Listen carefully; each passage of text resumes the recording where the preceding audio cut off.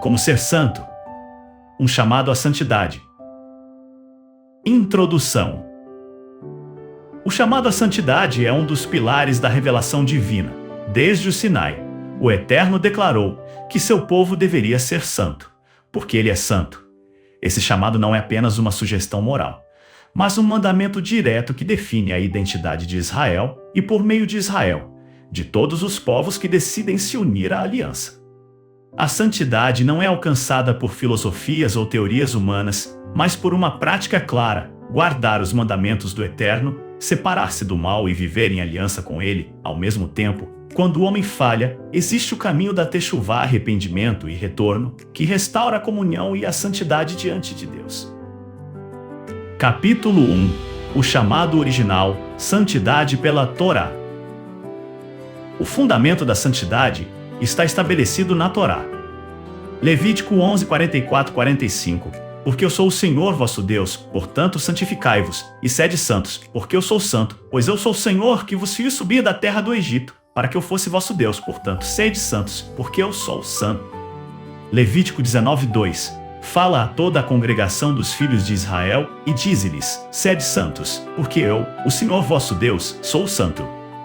Levítico 27, 8. Portanto, santificai-vos, e sede santos, pois eu sou o Senhor vosso Deus. Guardai os meus estatutos e cumpri-os. Eu sou o Senhor que vos santifica. Deuteronômio 28, 9.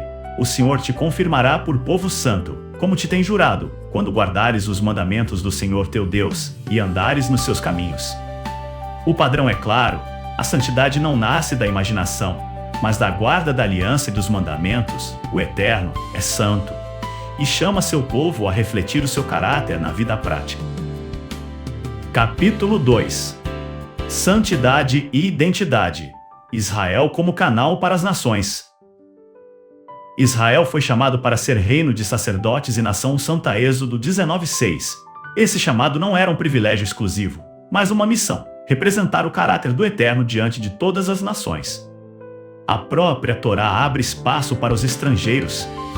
Números 15, 15, 16. Um só estatuto haverá para vós, da congregação, e para o estrangeiro que peregrina convosco. Estatuto perpétuo será pelas vossas gerações. Como vós, assim será o estrangeiro. Diante do Senhor uma mesma lei e o mesmo direito haverá para vós e para o estrangeiro que peregrina convosco. Isaías 56, 7. Profetas conectando a Torá e aos filhos dos estrangeiros que se chegarem ao Senhor para o servirem e para amarem o nome do Senhor, sendo deste modo servos seus, a todos os que guardarem o sábado, não o profanando, e abraçarem a minha aliança, também os levarei ao meu santo monte.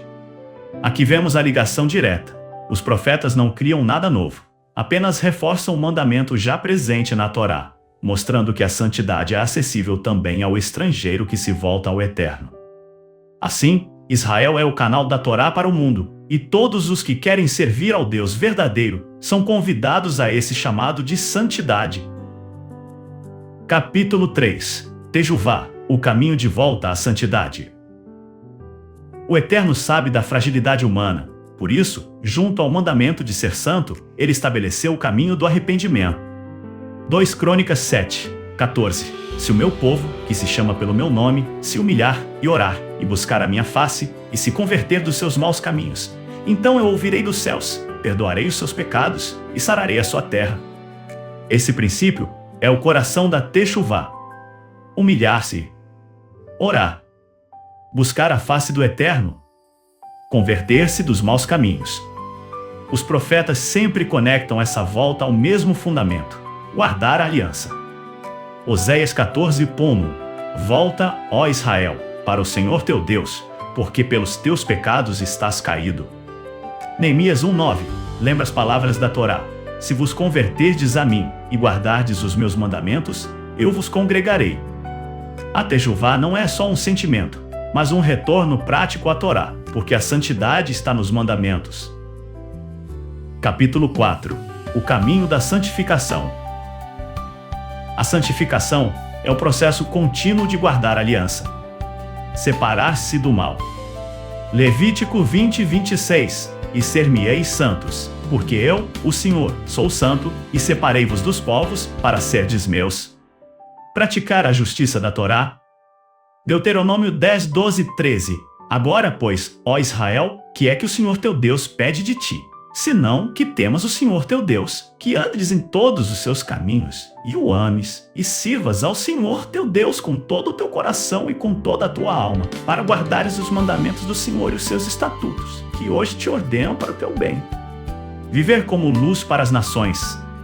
Isaías 42, 6. Eu, o Senhor, te chamei em justiça, tomar-te-ei pela mão, e te guardarei, e te darei por aliança do povo, e para a luz dos gentios. Santidade, portanto, é vida de aliança, de separação e de testemunho, tanto para Israel quanto para os gentios que se unem a essa aliança. Conclusão. O chamado do Eterno é claro e direto. Sede santos, porque eu sou santo. A santidade não é mística, nem abstrata, mas prática, guardar os mandamentos, viver em techuvá e refletir o caráter do Criador. Israel foi chamado como povo santo. Mas a Torá mostra que esse chamado se estende também aos gentios que decidem se aproximar do Eterno. Assim, Israel não é um fim em si mesmo, mas o canal da santidade para todas as nações. O Deus Santo chama a todos, judeus e gentios, para que, juntos, sejam o seu povo e proclamem a sua santidade diante do mundo. Reflexão: o chamado à verdadeira santidade. Muitos hoje vivem uma fé baseada em tradições humanas, em ensinamentos que dizem que a Torá foi abolida, que os mandamentos já não precisam ser guardados e que basta crer sem obedecer. Esse caminho, ainda que pareça piedoso, conduz à ilusão, uma vida que fala de Deus com os lábios, mas rejeita a sua própria palavra como fundamento. O Eterno, porém, não mudou, ele continua santo, e o seu chamado continua o mesmo. Sede santos, porque eu sou santo. Levítico 19, 2. Santidade não é um sentimento ou um título religioso, mas obediência prática. É viver separado do pecado, andar nos mandamentos e refletir o caráter do Criador. Sem Torá, não há santidade. Sem santidade, não há comunhão com o Deus vivo. É tempo de refletir. Que santidade é essa que ignora os estatutos do Eterno? Que fé é essa que prega um Deus de amor, mas rejeita suas instruções de vida? Que aliança é essa que afirma servir ao Senhor, mas rejeita a base da aliança, a sua palavra eterna? A resposta está na techuvá, voltar aos caminhos antigos, aos mandamentos do Eterno, a santidade que ele estabeleceu desde o princípio. O chamado é atual e a promessa também. Se o meu povo, que se chama pelo meu nome, se humilhar e orar e buscar a minha face e se converter dos seus maus caminhos, então eu ouvirei dos céus, perdoarei os seus pecados e sararei a sua terra. 2 Crônicas 7, 14. Ainda há tempo. O Eterno chama não apenas Israel, mas todos os que desejam segui-lo em verdade. Ele não rejeita o estrangeiro que abraça a aliança, nem aquele que cresceu sem entender a Torá, mas que agora deseja retornar. Hoje, a decisão é sua. Continuar em tradições humanas que anulam a palavra, ou se levantar em obediência, arrependimento e santidade diante do Deus Santo, que convida a todos para viver separados para Ele. Assim, a santidade deixa de ser uma teoria distante e se torna um chamado vivo para hoje.